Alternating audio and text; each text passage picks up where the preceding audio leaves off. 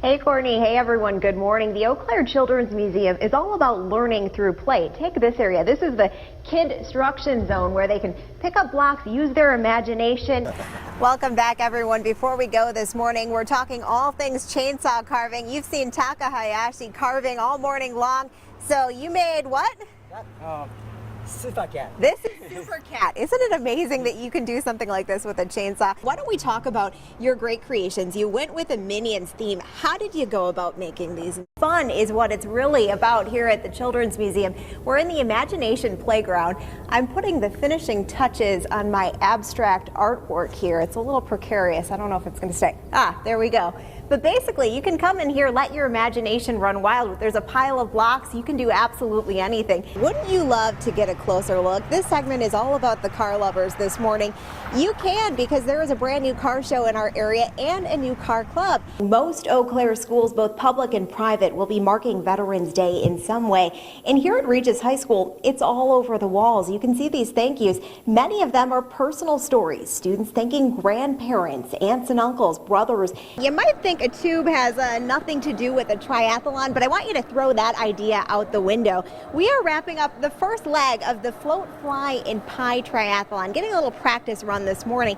But there is another fun element to this, the pie, and we're going to get a look at what that involves. More than 1 million visitors have passed through here since it first opened in 1984, and if you want proof of that, take a look at this Lynx. He has gotten a lot of love, so much so from children, he is getting a little bit bald. So there's a bit of wear and tear on these exhibits, but this area is about to get a huge revamp. Hey Courtney, good morning. You could say it takes a bit of heavy lifting to get these sculptures into place. Some of them are quite sizable. We just saw the first one go in a wheelbarrow with flowers. This one is much bigger. This is number 2. One of these pieces is 13 feet tall, so you can see this operation is just getting underway. The crew got out here at 5:30 to do this work.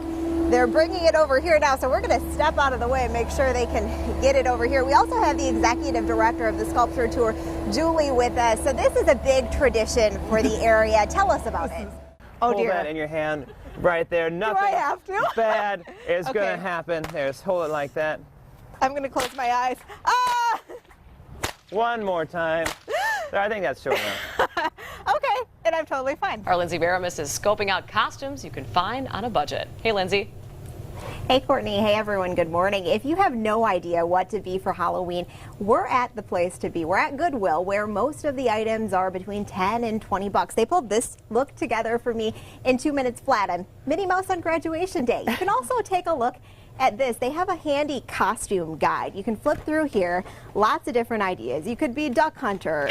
You could be a baseball player, a zombie bride and groom. There are tons of good ideas in here. Or you can have the full experience. Go see a pro. We have Tony. She's one of the costume consultants that work with you if you come into Goodwill doors. So tell me about how that works. Yeah, so there's basically 2 different customers that come into Goodwill. There's the customer looking for a ready-made costume, so you know right off the hanger what it's going to be. And our costume consultants can put accessories together for you and take it up a notch. Or there's the customer that comes in and has no idea what they want to be. They kind of find the piece that speaks to them, and then we can build a unique costume around that. And I imagine this is a pretty crazy time of year for you guys. Describe what it's like. Yeah, it's just a lot of energy, a lot of buzz around. This year's huge because Halloween's on a Saturday, so there's a lot of trick-or-treating, costume contests, parties going on. So we've seen a lot of people with a lot of interest this year. Now, we know you can shop at Goodwill and save money. That's one of the reasons to do it. But why else should people consider making their purchase here? Absolutely. Well, you'll walk in and you'll get a unique item that you can't get at another big box retailer. It'll be at a valued price, and then all the proceeds go back into your community. We have 26 programs and services that we partner with. Well, let's get to the costumes. You put together 3 looks for people on a budget. So why don't we bring out our first look? Tell us about this. So this is a princess, and we have a ton of really cool dresses in just about every color you can imagine. And when you start with that piece, that would be something that, like, someone comes in, they pick that out, that's what really spoke to them. And then we can work around that. You can, turn it into a princess, have a wand, have your tiara and jewelry to go with it. Or some people would take this and they turn it into a witch. You can really just kind of go anywhere with it. Yeah, and you could even rock accessories that you might have at home. Say you have a great pair of heels and you could mix the dress together with that. Yeah, you can build around pretty much any piece. Okay, next up, We have a swashbuckler here. Yeah, Andy's our pirate here. So we started out with the jacket that we found. It kind of reminded us of the Pirates of the Caribbean, and we kind of built around that. We have different accessories with the hat and the eye patch. And again, a pirate's kind of, you can go any which way with that look. Arr, ahoy matey. All right, finally, tell us about our last look here. Why don't you come on out? And this is, she's doing this great. She's rocking this look. This is our little old lady, our little shopper. And she's got the shawl, which you got to have that, Oh, yeah, this and is the lovely. hat. And she finished that off with her handbag and cane, and it looks great. Yeah, you can have so much fun here. Okay, well, we are just getting started. There is so much to come in our next half hour. You can see the costume consultants here on Fridays, Saturdays, and Sundays. They're even open on Halloween to help you out. We'll send it back to you guys in the studio. All right, Lindsay, looking great as Minnie Mouse.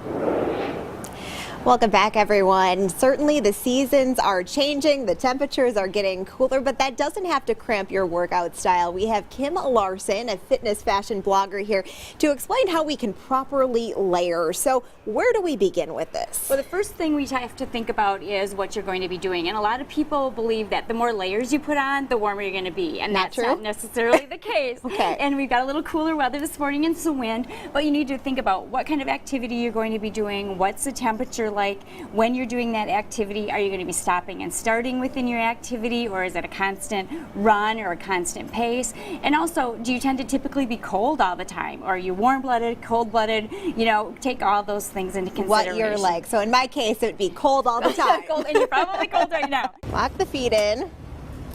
Can't say I've ever done a live shot in this position before. There you go.